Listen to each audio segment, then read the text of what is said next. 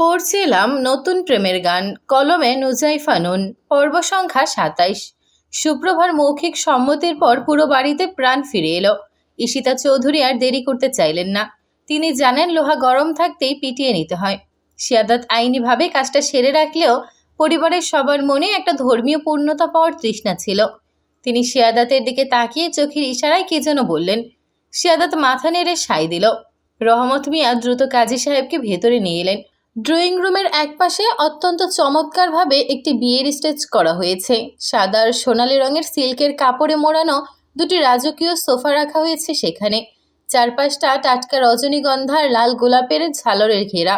শিয়াদাত ধীর পায়ে গিয়ে একটি সোফায় বসল। তার চোখে এখন রাজ্যের স্বস্তি। অন্যদিকে সুপ্রভাকে নিয়ে আসা হলো। লাল বেনারসি আর গহনায় তাকে অপার্থিব সুন্দর লাগছে, যদিও তার চোখের কোণে জল শুকানোর দাগটা এখনও স্পষ্ট। তাকে শিয়াদাতের পাশে সোফায় বসানো হলো। চারদিকের ঝাড়বাতির আলো যখন সুপ্রভার উপর পড়ল, শিয়াদাত এক মুহূর্তের জন্য তার দিক থেকে চোখ সরাতে পারল না। এহেন দৃশ্য দেখে নোরার মনে হলো কেউ যেন তার কলিজায় বিষাক্ত তলোয়ার দিয়ে আঘাত করেছে। শিয়াদাতের সেই মুগ্ধ দৃষ্টি, যে দৃষ্টির জন্য নোরা বছরের পর বছর চাতক পাখির মতো চেয়েছিল, তা আজ অবলীলায় সুপ্রভার উপর নিবদ্ধ। নোরা দরজার আড়ালে দাঁড়িয়ে নখ দিয়ে দেয়াল খামচে ধরল। তার বুকের ভেতরটা ঈর্ষায় চলছে। সুপ্রভার এই অভাবনীয় ভাগ্য দেখে তার ভেতরে এক আগ্নেয়গিরির জন্ম নিল। সে মনে মনে বিড়বিড় করে বলতে লাগলো, কি অদ্ভুত ভাগ্য তোমার সুপ্রভা! যে মানুষটাকে আমি হাজারবার চেয়েও পেলাম না, যার একটুখানি সান্নিধ্য পাওয়ার জন্য আমি নিজেকে বিলিয়ে দিতে রাজি ছিলাম, তাকে তুমি না চাইতেও কত সহজে পেয়ে গেলে। তোমার চোখের ওই নোনা জলের দাম এত বেশি যে শিয়াদাত শাহরিয়ার নিজের সব আদর্শ বিসর্জন দিয়ে তোমাকে আগলে নিল। আমি কি কম ছিলাম? এই রাজকীয় সাজ, এই সম্মান, শিয়াদাত শাহরিয়ার ওই গভীর চাহনি, এই সবই তো আমার হওয়ার কথা ছিল।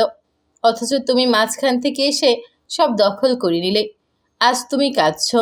এই কান্না তোমার আনন্দের হওয়া উচিত সুপ্রভা, কারণ তুমি এমন একজনকে পেয়েছ যাকে পাওয়ার যোগ্যতা তোমার কোনোদিনই ছিল না। নোরা আর এক মুহূর্ত সেখানে দাঁড়াতে পারল না। অপমানে আর রাগে তার শরীর কাঁপছে। সে গজগজ করতে করতে হনহনিয়ে নিজের রুমের দিকে এগিয়ে গেল। রুমে ঢুকেই সে সজোরে দরজা টেনে দিল। শব্দটা এতটাই জোরে হলো যে বাইরের উৎসবের আমেজেও তা এক মুহূর্তের জন্য ছন্দপতন ঘটালো। দরজাটা ভেতর থেকে আটকে দিয়ে সে দরজায় পিঠ ঠেকিয়ে বসে পড়ল। দাঁতে দাঁত চেপে ক্রুদ্ধ গলায় বলল, এত সহজে তোমাকে জিততে দেব না সুপ্রভা। শিয়াদাত শাহরিয়ার আমার ছিল আর আমারই থাকবে। এই রাজকীয় বাসর আমি তোমাদের জন্য বিষাক্ত করে তুলব, দেখে নিও। কাজী সাহেবের গা থেকে ভেসে আসা আতরের করা সুঘ্রাণ পুরো ঘরে মম করছে। তিনি খাতা খুলে গম্ভীর গলায় বললেন, বিসমিল্লাহ, তাহলে শুরু করা যাক। সুপ্রভার বুকটা দুরু দুরু কাঁপছে। যদিও সে আগে বলেছিল মেনে নেবে, কিন্তু এই মুহূর্তে তার মনে হচ্ছে সে কোনো এক গোলকধাঁধায় ঢুকে পড়ছে। শিয়াদাত এক পলক সুপ্রভার দিকে তাকালো। সুপ্রভার কাঁপতে থাকা আঙুলগুলো শিয়াদাতের নজর এড়ালো না। কাজী সাহেব শিয়াদাতকে সম্বোধন করে বললেন, বাবা শেখ শিয়াদাত শাহরিয়ার, আপনি কি সুপ্রভাকে নির্দিষ্ট দেনমোহর ধার্য করিয়া আপনার স্ত্রী হিসেবে কবুল করিয়া নিতে রাজি আছেন? শিয়াদাত এক মুহূর্ত দেরি করল না। সে সুপ্রভার চোখের দিকে তাকিয়ে নরম গলায় বলল, আলহামদুলিল্লাহ, কবুল। 3 বার কবুল বলার পর শিয়াদাতের মুখে এক অদ্ভুত প্রশান্তি নেমে এলো। এবার কাজী সাহেব সুপ্রভার দিকে ফিরলেন। পুরো ঘর নিস্তব্ধ। সবাই নিঃশ্বাস বন্ধ করে সুপ্রভার কবুল বলার অপেক্ষায় রয়েছে। আলিয়া বেগম মেয়ের কাঁধে হাত রেখে অভয় দিলেন। কাজী সাহেব কোমল স্বরে বললেন, মা সুপ্রভা, আপনি কি শেখ শিয়াদাত শাহরিয়ারকে স্বামী হিসেবে কবুল করে নিচ্ছেন? সুপ্রভা ঠোঁট কামড়ে ধরে রইল। সে চোখ বুঝল। চোখের কোণ দিয়ে এক ফোঁটা অশ্রু গড়িয়ে পড়ল তার লাল শাড়ির আঁচলে। সে অনুভব করল শিয়াদাতের স্থির দৃষ্টি তার উপরই নিবদ্ধ। সে নিজেকে ধাতস্থ করে অস্ফুট স্বরে বলল, কবুল। দ্বিতীয়বার বলার সময় গলাটা একটু পরিষ্কার হলো। আর তৃতীয়বার যখন সে কবুল বলল, তখন শিয়াদাত একটা লম্বা শ্বাস ছাড়ল। মনে হলো যেন বুকের ওপর থেকে কয়েক মণ ওজনের পাথর নেমে গেছে। দোয়া শেষ হতেই পুরো ঘরে পরম প্রশান্তি নেমে এলো। শিয়াদাত পকেট থেকে একটা হীরের আংটি বের করলো। সবার সামনে এসে সুপ্রভার বাম হাতটা নিজের হাতের উপর তুলে নিল। সুপ্রভা সামান্য কেঁপে উঠল।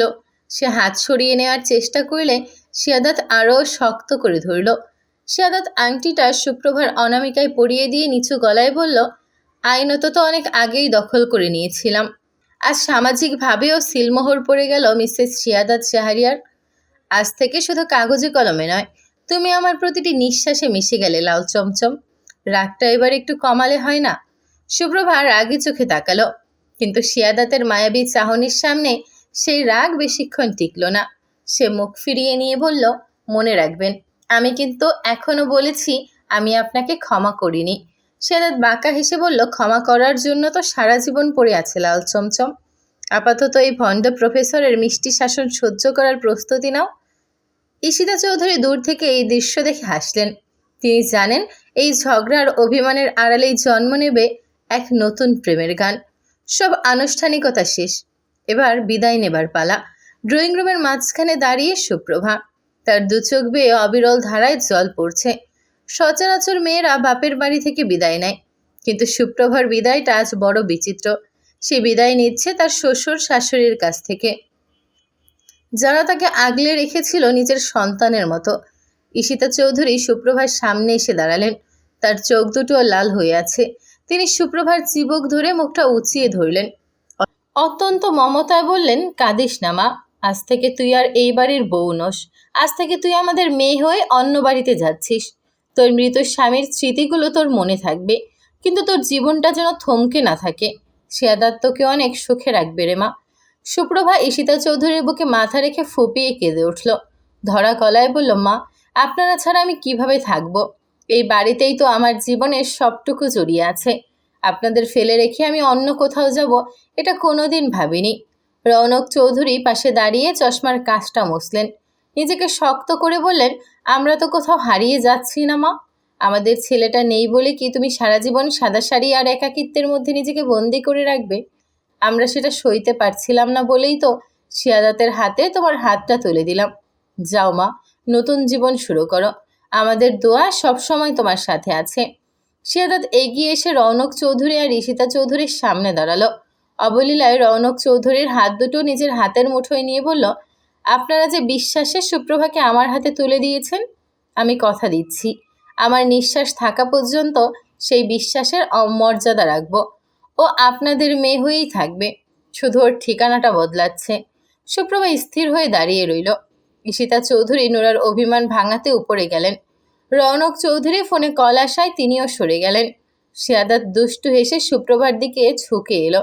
তার কানের কাছে মুখ নিয়ে ফিসফিসিয়ে বলল, রাতে লাল চমচম খাওয়া হবে কিন্তু, বি রেডি ফর দিস।